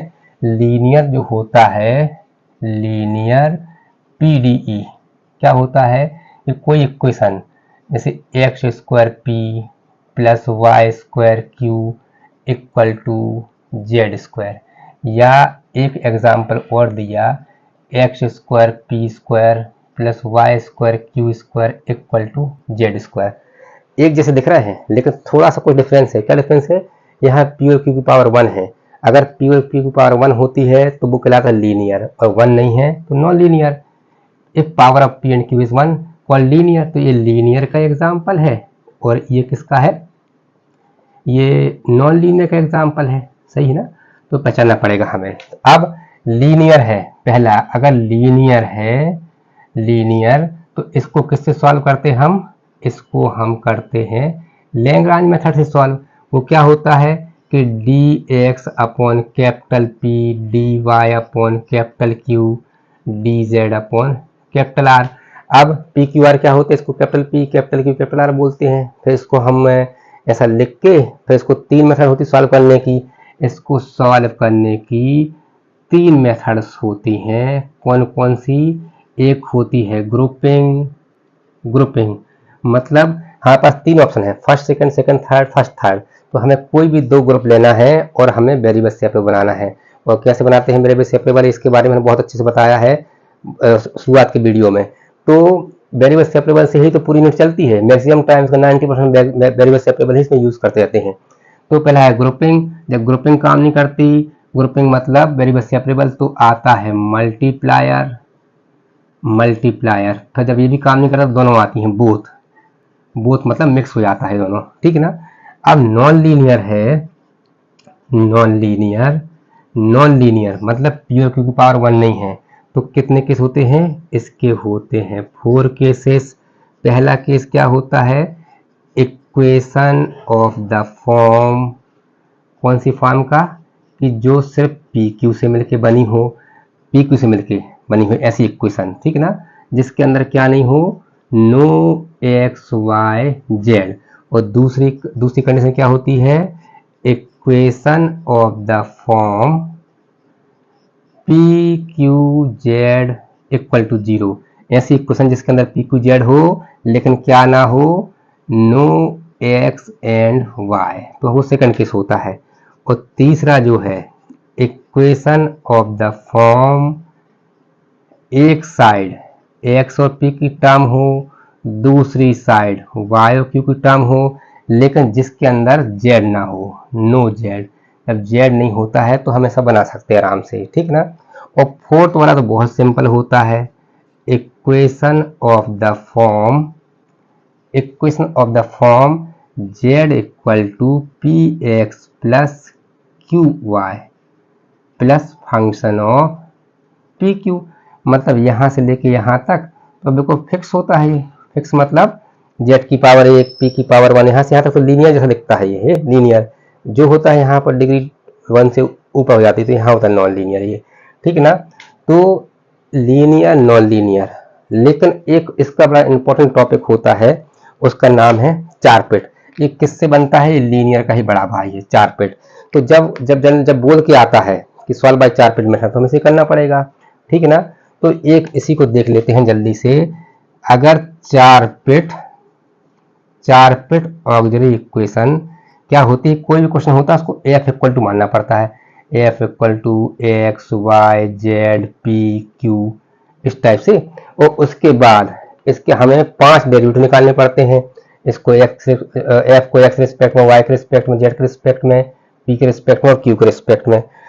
तो इसकी ऑक्सिलरी इक्वेशन क्या होती है, dp और यहाँ पर dq, यहाँ पर dx, यहाँ पर dy और यहाँ पर dz। जनरली हम dz को भी यूज कर ही नहीं पाते हैं, तो ये इसको याद करना बहुत सिंपल है। एक याद कर लिया, del f by del x plus p del f by del z. तो अगली बार में y आ जाएगा और यहाँ क्यू आ जाएगा, तो क्या बन जाएगा इसमें, del a by del y, फिर plus q del a by del z. अब इससे हेल्प से इसको याद कर लिया। अब इसको याद करने का तरीका ये है कि ये होता है minus del a by del p, तो फिर ये क्या हो जाएगा, इसी का कि क्यू आ जाएगा minus del a by del q. अब ये इसमें p का इंटू माइनस इसमें क्यू का इंटू, तो ये बनता है, तो ये हो जाएगा हमारा minus p into del a by del p minus q del a by del q. ऐसा हमने इसको निकाल लिया, ठीक है ना। तो क्या है कि फिर इसके बाद हम पी और क्यू की वैल्यू निकालते हैं, कैसे निकालते हैं, ग्रुपिंग से। और हमने बताया कि ग्रुप कब बनते हैं कब नहीं बनते हैं। जब ग्रुप नहीं बनते हैं तो मैंने क्वेश्चन की हेल्प लेते हैं, फिर पी और क्यू निकाल के फिर उसको कंप्लीट सोल्यूशन के पहले हम वेरिएबल सेपरेबल चेंज करते हैं। इस टाइप से ये हमने एक हमारा फर्स्ट पार्ट जो है इसका ये कर लिया, ठीक है ना। अब हम देखते हैं जल्दी से सेकंड पार्ट, और इसी के बेस पे ये फॉर्मेशन ऑफ पीडी देखते हैं। इसका नाम क्या है, होमोजेनियस पीडी या फिर सीएफपीआई। तो इस टाइप का क्वेश्चन रहेगा। होमोजेनियस मतलब सबकी जो ऑर्डर है 2 2 2 ऐसा कुछ है। तो इसके सीएफ, इस लेफ्ट हैंड साइड के सॉल्यूशन को सीएफ बोलते हैं, राइट हैंड साइड सॉल्यूशन को पीआई बोलते हैं। तो सीएफ के कितने केस होते हैं, 2 केसेस होते हैं। पीआई के कितने केसेस होते हैं, 4 केसेस, सही है ना। तो सीएफ का जो केस है, पहला केस, फर्स्ट केस, जब रूट क्या हो, डिफरेंट हो, m1 m2 m3, ये रूट क्या हो, क्योंकि जब रूट निकालते बन जाएगा हमसे रूट डिफरेंट। तो जो CF का फॉर्मेट होता है f1 y plus m1x plus f2 y plus m2x, और तीसरा भी आ गया तो f3 y प्लस m3x। और दूसरा जब रूट सेम हो, मतलब m1 equal to m2 equal to m3, 2 है तो इतने से काम चला लेंगे, 3 है तो इतने से काम चला लेंगे। तो जो CF का जो फॉर्मेट होता है वो f1 y प्लस m1x, और सामने x लगा दिया, मतलब एक बार रिपीट हो रहा है, तो कितना हो गया f2 y प्लस m1x, क्योंकि सब तो सेम है। और एक बार तीसरी बार रिपीट हो रहा है तो क्या लगा देंगे, x square f3 y plus m1x। अब पीआई किसको बोलते हैं, जो राइट हैंड साइड दिया है। तो पहला केस फर्स्ट क्या होता है, जब राइट हैंड साइड दिया हो, राइट हैंड साइड e की पावर ax प्लस by, तो सिंपल हम पुट करते हैं, जहाँ d है वहाँ a और जहाँ d डैश वहाँ b, तो उसे निकाल लेते हैं हम। और दूसरा केस क्या होता है, केस सेकंड क्या होता है कि right hand side sine ax plus by या फिर cos ax प्लस by दिया हो, तो ये भी फर्स्ट जैसा होता है, बस यहाँ पर ax प्लस by को हम u मानते हैं और फॉर्मेलिटी करते हैं, 2 बार इंटीग्रेशन करने की तो माइनस का साइन वापस से जाता है। और तीसरा केस होता है, थर्ड केस क्या होता है कि जब x की पावर m इंटू वाई की पावर n या x की पावर m प्लस y की पावर n हो, तो हम समझ जाते हैं कि ये थर्ड केस का है। और इसको हम बाइनोमियल साइड मोड़ते हैं। बाइनोमियल मतलब इस फार्मूले साइड 1 प्लस डिब्बा की पावर -1 या 1 माइनस डिब्बा की पावर -1। तो यहाँ आपको मालूम है, वीडियो देखेंगे तो क्लियर हो जाएगा। और कहाँ तक एक्सपांड करते हैं ये भी हमने वहाँ डिटेल में बताया हुआ है, बस हम तो रिवाइज करवा रहे हैं बस इस समय। और केस 4 थोड़ा सा इंपॉर्टेंट होता है इन सब केसों में। केस 4 जब राइट हैंड साइड इन तीनों के अलावा कुछ भी हो, जैसे कि y cos x या y माइनस 1 e की पावर x, तो हम क्या समझते हैं कैसा होता है, तो वहाँ पर हम फैक्टर जो है d प्लस m1x, और यहाँ कुछ भी दिया है तो क्या पुट करते हैं हम, y equal to m1x plus c, m1 कहाँ से लाएंगे, यहाँ से। इस टाइप से हम इसको निकाल लेते हैं हम, ठीक है ना। अब थोड़ा सा हम फॉर्मेशन देख लेते हैं, ये कि इन सब के रिजल्ट जो है, जो खास करके इसका लीनियर नॉन लीनियर वाला रिजल्ट जो है, ये लीनियर का रिजल्ट है और ये सब नॉन लीनियर का रिजल्ट है। और CFPI का रिजल्ट मान लीजिए इस टाइप से है, z equal to f1 y plus ix plus f2y minus ix something ऐसा आ गया। तो क्या होता है इस टॉपिक में कि हमें यहाँ पर एक या तो फंक्शन हटाना है या फिर कांस्टेंट हटाना है।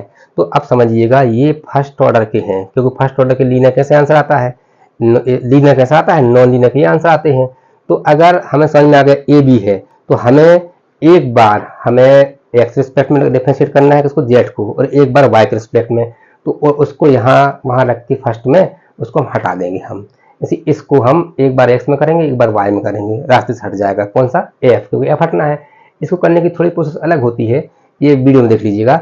लेकिन जैसे ये क्वेश्चन है, अब ये यहाँ पता है कि ये हायर ऑर्डर का है, तो इसका मतलब कम से कम ये 2 बार एक्स रिस्पेक्ट में होगा 2 बार वाई के रिस्पेक्ट में होगा, और उसमें रास्ता निकल आएगा। नहीं निकलेगा तो फिर एक del square z by del s करके हम निकल आएगा, मतलब 2 टाइम्स होगा। तो इस तरह से क्वेश्चन लिखेंगे, क्योंकि इनका एक कंक्लूजन है वाला टॉपिक, और अगर ये आ गया तो हमें लगता है इससे सिंपल टॉपिक इस यूनिट में नहीं है, तो इसको हमें करके जाना है, ठीक है ना। अब हम नेक्स्ट यूनिट देखते हैं। ओके, अब जल्दी से देख लेते हैं यूनिट 5 को 5 मिनट के अंदर, 5-6 मिनट के अंदर। इसका कंक्लूजन क्या है कि इसका कहानी स्टार्ट होती है कि f ऑफ z होता है u प्लस आई भी। तो u कहलाता है रियल पार्ट, v को बोलते हैं इमेजनरी पार्ट। फिर इसके बाद आती है CR कंडीशन। CR कंडीशन का फुल नाम है कॉची रीमान कंडीशन। ये क्या होती है, पहली condition del u by del x equal to del v by del y, दूसरी बार del u by del y equal to minus del v by del x. तो कोई भी क्वेश्चन के अंदर से z की value x plus i y रखते हैं, u और v निकालते हैं, उस u का x और y के रिस्पेक्ट में किया डिफरेंशिएशन, v का x y किया, इस कंडीशन से कंपेयर कर दिया, तो CR बोलते हैं। CR करने से जरूरत क्यों पड़ रही है, क्योंकि जो एनालिटिक फंक्शन है, एनालिटिक फंक्शन मतलब f ऑफ z जो है, तो देखिए CR कंडीशन की जरूरत इसलिए पड़ी क्योंकि पहला टॉपिक है हमारा main topic analytic function. Analytic function मतलब हम f ऑफ z को हम एनालिटिक फंक्शन बोलते हैं अगर ये CR कंडीशन सेटिस्फाई कर रहा है। तो क्वेश्चन में लिखा रहता है कि check whether following function are analytic और नॉट, तो उसके अंदर से u भी निकालते हैं, पैसे करके चेक कर लेते हैं। तो एनालिटिक कंडीशन मतलब जो CR कंडीशन सेटिस्फाई कर रहा है। अब इसके बाद आता है हार्मोनिक फंक्शन। हार्मोनिक फंक्शन क्या होता है कि अगर u दिया है रियल पार्ट, तो 2 बार उस u का x रिस्पेक्ट में डिफरेंशिएशन कर दिया, 2 बार उस u का y के रिस्पेक्ट में कर दिया, ऐड कर दिया तो 0 हो जाएगा, 0 होगा, तो हम क्या बोल देंगे हार्मोनिक है। या फिर अगर v दिया है तो 2 बार उस v को x रिस्पेक्ट में, 2 बार उस v को y के रिस्पेक्ट में कर दिया, ऐड कर दिया 0, तो ये होती हार्मोनिक कंडीशन, ठीक है ना। अब तीसरी बात कंस्ट्रक्शन। कंस्ट्रक्शन कैसे करते हैं, कंस्ट्रक्ट करना मतलब f ऑफ z फाइंड करना। क्या फाइंड करना, f ऑफ z। तो कैसे निकालते हैं, अगर u दिया है, if u is given, u मतलब रियल पार्ट, वो बोलेगा, वो बहुत कम चांस के u लिखेगा, वो बोलेगा रियल पार्ट इज गिवन, तो हम इसको किसके रिस्पेक्ट में करेंगे, हम इसको करेंगे x रिस्पेक्ट में, फिर इस u को करेंगे y के रिस्पेक्ट में। इसके जस्ट बाद हम x equal to z put करते हैं और y इक्वल टू 0 पुट करते हैं। फिर क्या होता है कि f ऑफ z जिसको हमें निकालना है u प्लस आई भी होता है, तो इसका डिफरेंशिएशन किया तो क्या होगा del u by del x plus i del v by del x. अब हमारे पास तो u है तो v तो है नहीं, तो इसको हम CR से चेंज कर लेते हैं, del v by del x minus यहाँ गया तो क्या आ गया minus del u by del y आ गया, तो ये कितना आ गया del u by del x plus i minus del u by del y। अब ये जो दोनों वैल्यू हैं ये ऊपर से आ चुके हैं, कब, जब x इक्वल टू जेड रखेंगे y इक्वल टू 0। फिर इसके बाद हमने डैश हटाने के लिए क्या किया, इसका इंटीग्रेशन कर दिया, तो इस साइड भी इंटीग्रेशन होगा, मतलब f ऑफ z आ जाएगा ऐसा, सही है ना। इस टाइप से f ऑफ z आएगा। और अगर यहाँ भी होता तो del u by del x निकलता, del u by del y निकलता, तो हम इसको चेंज करते हैं हम, ठीक है ना। अब इसके बाद एक इसकी छोटी सी कंडीशन आती है कि अगर u दिया है तो v निकालो, मतलब कॉन्जुगेट निकालो। तो क्या करते हैं कि f ऑफ z मान लो आंसर आ गया z square, f of z z square आ गया, तो इसके अंदर से हमने z की वैल्यू क्या लिखी, हमने ax प्लस आई वाई का होल स्क्वायर। जब ब्रैकेट्स का ओपन किया तो अगर ये u है तो जो i के साथ लगा उसको भी बोलेंगे, क्योंकि कॉन्जुगेट निकालने वाले क्वेश्चन बड़े इंपॉर्टेंट होते हैं। तो ऐसा हमने कर लिया। अब इसके बाद एक टॉपिक स्टार्ट होता है पोल रेसिड्यू एंड रेसिड्यू थ्योरम। तो जल्दी से देख लेते हैं। पोल होता क्या है कि कोई ऐसा एग्जाम्पल दिया है इस टाइप से 1 plus 2z upon z minus 1 और z प्लस 2 की पावर 4। तो पोल किसको बोलते हैं, पोल बोलते हैं ऐसी वैल्यू जिसपे फंक्शन इन्फिनिटी हो जाए या डज नॉट एग्जिस्ट हो जाए। तो एक 1 पे हो जाएगा, 1 माइनस 1 मतलब 0, 1 अपॉन 0 मतलब इन्फिनिटी, और एक हो जाएगा -2 पे, तो 1 माइनस 2 पे क्या हो जाएगा, ये इन्फिनिटी जाएगा। तो पोल निकालते हैं, डिनोमिनेटर नीचे वाले इक्वल 0 मान लेते हैं हम। इसको पोल निकालेंगे हम कैसे, नीचे वाली वैल्यू को हम क्या मानना पड़ेगा, 0। तो इसके z माइनस 1 इक्वल टू 0 और z प्लस 2 की पावर 4 इक्वल टू 0। तो z इक्वल टू 1 आ गया और z प्लस 2 इक्वल टू 0, मतलब z इक्वल टू -2 आ गया। तो अगर फैक्टर की पावर 1 है, यहाँ कुछ नहीं मतलब 1, तो उसको हम सिंपल पोल बोलते हैं। और पावर 1 से ऊपर है तो उतने ऑर्डर का पोल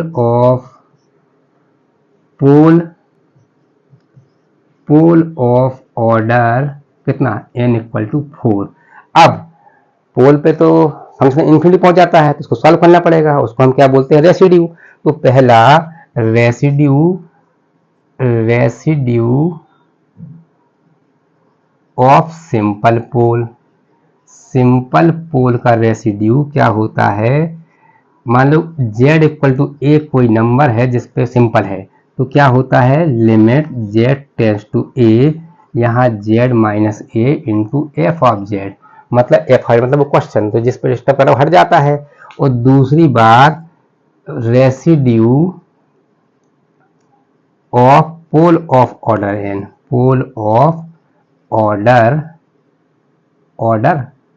n क्या होता है, मान लो कोई नंबर है z इक्वल टू b जिसपे n ऑर्डर है, ऑर्डर क्या है इसका, n है, तो क्या होता है, limit z tends to a, यहाँ जितनी पावर है मतलब n पावर है तो n माइनस 1, और कितनी बार डिफ्रेंसिएशन, n माइनस 1 टाइम्स, और यहाँ z माइनस a की पावर n मतलब नंबर, और यहाँ पर f of z।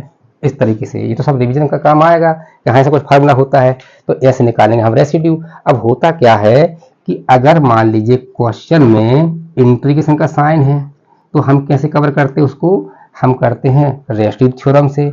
Residue theorem या कॉची रेसिड्यू थ्योरम क्या होता है, 2 पाई आई और सम ऑफ रेसिड्यू, इस टाइप से हम इसको कवर करेंगे हम, ठीक है ना।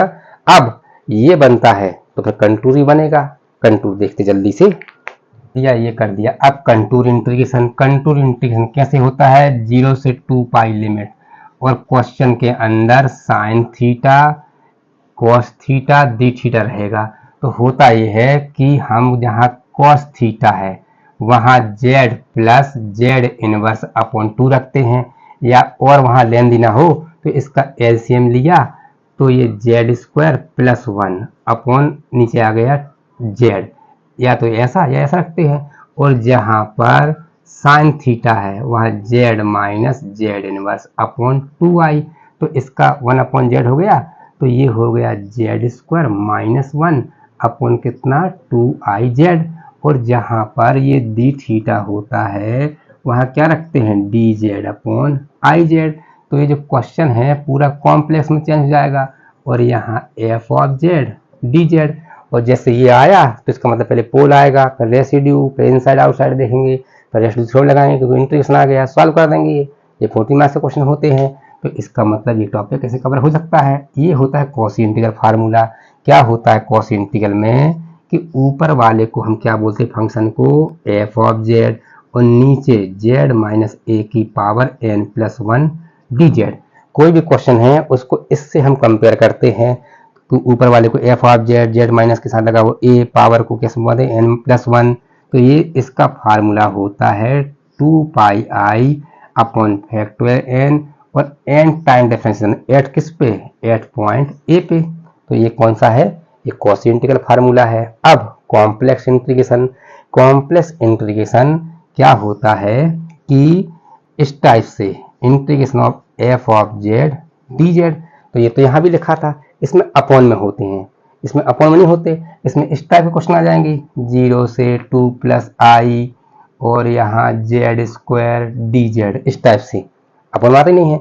तो होता क्या है कि z का मतलब होता है x प्लस आई वाई, तो dz का मतलब क्या हो जाएगा dx plus i d y, इस टाइप से। तो जो फंक्शन है ना ये f ऑफ z, z की वैल्यू क्या हो गई, चलो f ऑफ z dz ये हो गया x प्लस आई वाई और यहाँ dx plus i d y. अब क्या है, इंटीग्रेशन एक है, अब रिस्पेक्ट किसको मानोगे, दो रिस्पेक्ट है, मतलब कोई एक रिस्पेक्ट में लाना पड़ेगा। तो कुछ ना कुछ वो कंडीशन देता है कि y equal to x square, मतलब जहाँ जहाँ y है वहाँ एक्स स्क्वायर रखो और जहाँ जहाँ डी वाई है इसे निकाल लो ऐसा, और उसके बाद इसकी लिमिट निकाल लो इस टाइप से, या फिर टी के फॉर्म में होगा या फिर इस टाइप की लाइन के फॉर्म में, नाम ही लाइन इंटीग्रेशन। तो एक मान लो ये 0 0 है और एक 2 प्लस आई है, तो इसको यहाँ से यहाँ कवर करते हम, क्योंकि यहाँ y कांस्टेंट होता है, यहाँ x कांस्टेंट होता है। तो इस टाइप के क्वेश्चन हमने करवाए हैं, ठीक है ना। तो ये हमें लगता है कि जिसने पूरी यूनिट पढ़ी है तो उसके लिए बहुत ज़्यादा उसको बेनिफिट है इसका, नहीं तो कुछ ने नहीं पढ़ा है तो उसके लिए थोड़ा सा इसके पहले हमें वन शॉट देखना पड़ेगा, और डिटेल में देखना है तो पूरी वीडियो देखना पड़ेगा। तो ये सिर्फ हम एग्ज़ाम के 1 घंटे पहले के लिए ही है, जब हमें उस समय देख के ही जाना है, जिसमें दिमाग में हमारे ये रहे, ठीक है ना। ओके, 3 मिनट में देखते हैं यूनिट 5 का कंक्लूजन क्या है। अगर हमें सबसे पहले यूनिट 5 पढ़ना है तो ग्रेडियंट, डाइवर्जेंट और कर्ल कैसे निकालते हैं वो हमें अच्छे से मालूम हो। हमें मालूम है कि ग्रेडियंट फाई, डाइवर्जेंट फाई और कर्ल फाई ये होता है स्केलर के साथ, ये दोनों होते हैं वेक्टर के साथ।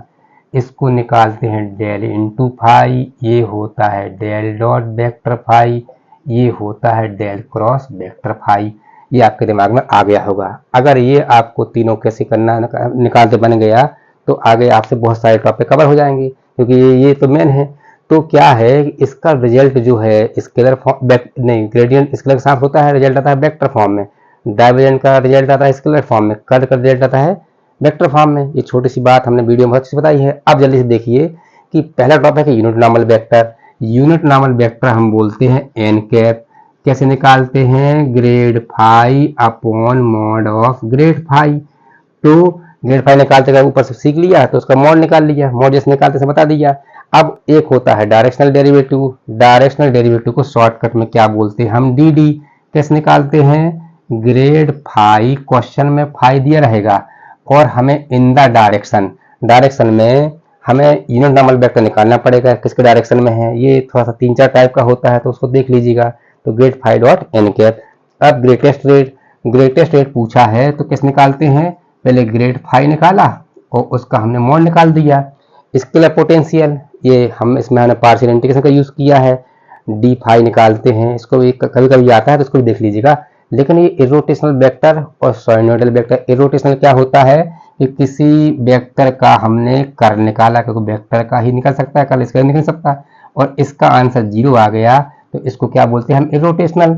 और साइनोइडल किसको बोलते हैं कि अगर हमने डाइवर्जेंस निकाला उस वेक्टर का तो क्या आ गया, आंसर 0 आ गया, तो साइनोइडल। इसके बाद कुछ क्वेश्चन से प्रूफ वाले मिले थे। ये प्रूफ वाले क्वेश्चन हमसे तभी मिलते हैं जब हमसे 3-4 बातें हमें मालूम हो। कौन सी बात, पहली बात ग्रेडियंट और कोई स्केलर है तो इसका डिफरेंशिएशन और वेक्टर आर अपॉन आर, और डाइवर्जेंट का फार्मूला आ गया फाई इंटू वेक्टर ए, तो क्या होता है phi into divergent vector a फिर प्लस वेक्टर ए और क्या होता है ग्रेड फाई, ऐसा। तो इसमें 2 बातें और हैं कि बार बार हमें vector r dot vector r मिलेगा तो वहां हम आर स्क्वायर रखेंगे और हमें मिलेगा डाइवर्जेंट आर, तो ये कितना होता है 3। तो ये 4 बातें अगर हमें मालूम है तो इस टाइप के 10-15 क्वेश्चन हम आराम से कवर कर सकते हैं। अब सेकंड पोर्शन होता है लाइन सरफेस और वॉल्यूम इंटीग्रल। लाइन सरफेस और वॉल्यूम इंटीग्रल जल्दी से हम देख लेते हैं। लाइन मतलब एक इंटीग्रेशन, सरफेस मतलब दो इंटीग्रेशन, लाइन मतलब एक इंटीग्रेशन। तो यहाँ पर integration of curve c f dot d r. अब होता क्या है, ये डी आर जो है क्या होता है, डी एक्स आई प्लस डी वाई जे प्लस डी जेड के। तो इसकी इंटीग्रेशन एक है, रिस्पेक्ट तीन तीन है। अब मतलब अगर ऐसा कोई रिस्पेक्ट आ गया, कभी ऐसा रिस्पेक्ट तीन तीन रिस्पेक्ट आ गए, तो हम किसको मानेंगे, किसके रिस्पेक्ट में करना हमें। तो होता क्या है कि इन दोनों मतलब किसी भी तीन रिस्पेक्ट को हम एक रिस्पेक्ट में लाना है, चाहे हम वो टी करें, चाहे वो कर्व की हेल्प लें, चाहे हम रेक्टेंगल बनाएं। तो अल्टीमेटली हमारा टारगेट क्या होता है कि एक इंटीग्रेशन एक ही रिस्पेक्ट बच जाए हमारा, तो उसको हम क्या बोलते हैं, लाइन इंटीग्रेशन। इसको फिर हम एक नाम से और जानते हैं, जब क्वेश्चन टी के फॉर्म में आते हैं तो वर्क डन बोलते हैं, और जब बाउंडेड क्वेश्चन आता है तो सर्कुलेशन बोलते हैं। तो अब जल्दी से देखते हैं ये सरफेस इंटीग्रल। सरफेस इंटीग्रल मतलब दो इंटीग्रेशन, एस लगा दिया सरफेस, और यहाँ पर vector F dot N D s. तो अब ये ds है, ds के पास तीन ऑप्शन होते हैं। एक होता है, दो रिस्पेक्ट हैं, dx dy upon n dot k, और या फिर dy dz upon n dot i, या फिर dx dz अपॉन कितना, एन डॉट जे। लेकिन हम 99% हम इसी से क्वेश्चन सॉल्व कर लेते हैं। फिर बाद में जब वॉल्यूम इंटीग्रल के अंदर आता है तो ये हमें निकालना पड़ता है, गॉस डाइवर्जेंस में तीनों को उसे लिख दिया हमने। और अगर 2D में ही एक पार्ट आ रहा है तो इसी से कवर करते हैं, हमने बताया था। अब होता क्या है कि n कैसे निकालना है, ये हमने अच्छे से बताया सरफेस इंटीग्रल में। डायरेक्ट निकालना है कि grade 5 upon mod of grade 5 निकालना है, वो वहाँ देख लेंगे, आपको ध्यान आ गया होगा क्योंकि हम रिवाइज कर रहे हैं। अब जल्दी से ये जो होता है तीन इंटीग्रेशन भी मतलब वॉल्यूम, तो कोई वेक्टर है या स्केलर है, कुछ भी हो, क्या फर्क पड़ता है, डी भी। तो डी भी क्या है, D x D Y D Z. और अगर वेरिएबल लिमिट है तो पहले डी जेड को लेते हैं, फिर डी वाई फिर डी एक्स, ये हमने वहाँ समझाया हुआ है। अब इसके बाद मैं इसलिए बता रहा हूँ क्योंकि कई बार क्या है, ऐसा क्वेश्चन भी आया है कि पता चला कि इसका फार्मूला लिखिए, इसका फार्मूला 7 मार्क्स का, तो फार्मूला मालूम है तो 7 मार्क्स बहुत बड़ी बात होती है M2 में। तो स्टोक्स थ्योरम आता है। स्टोक्स थ्योरम क्या होता है, Stokes theorem relation between line and surface integral, मतलब integration of curve c vector F dot d r equal to double integration s curl f dot N D s. तो अगर हमें कुछ नहीं बन रहा है कि हम क्या पढ़ें, अचानक बहुत कम टाइम बचा है, तो फार्मूला अगर याद कर लिया और उस क्वेश्चन का कर्ल निकाल दिया, थोड़ा सा कर्ल निकाल दिया, इसमें लिमिट में रख दी, आड़े तिरछी भले हमसे ना बने, तो इतना तो कर सकते हैं कि वो कॉपी चेक करने वाला 4 में से कम 5 या 4 मार्क्स दे सकता है। अगर नहीं पढ़ा, कुछ भी नहीं पढ़ा, तब भी इसको हम कर निकाल सकते हैं, इसमें रख सकते हैं, और ये सब नहीं बनेगा। तो अब ds क्या है, ds जो है जनरली हम क्या है dx dy ही लेते हैं, एन डॉट के। अब ये एन जैसे लेते हैं वहां बताया हुआ हमने, ठीक है ना। अब देखते हैं Gauss divergence theorem. Gauss divergence theorem क्या होता है, सरफेस और वॉल्यूम रिलेशन। तो double integration vector F dot N D S equal to triple integration और गॉस का डाइवर्जेंस, तो इसमें आता है डाइवर्जेंस एफ, और यहाँ डी भी। तो डी भी तो हमें मालूम है, D x D Y D Z, D x D Y D Z. और यहाँ पर हम कैसे निकालते हैं वहाँ देख लीजिएगा। तो कुछ ना बने और इमरजेंसी में हमें जरूरत पड़ गई कि हम थोड़ा बहुत बन जाए, तो डाइवर्जेंस तो निकाल ही सकते हैं, लिमिट क्वेश्चन में दी रहती है, लिमिट रख दिया, कुछ तो मार्क्स मिलेंगे हमें। अब जल्दी से ग्रीन्स थ्योरम देख लेते हैं। ग्रीन्स थ्योरम क्या होता है, ग्रीन्स थ्योरम होता है ये f1 dx plus f2 dy के फॉर्म में क्वेश्चन है। तो f1 f निकालते हैं, तो इसका मतलब डबल इंटीग्रेशन इस f2 को हम करते हैं x के रिस्पेक्ट में डिफरेंशिएशन, इस f1 को y के रिस्पेक्ट में करते हैं, और रिस्पेक्ट हम dy dx लेते हैं, क्योंकि जनरली dy की लिमिट हमें वेरिएबल मिलती है, उन्होंने समझाया हुआ बहुत अच्छे से। तो इस तरीके से हमने इसको कर लिया, ठीक है ना। ओके।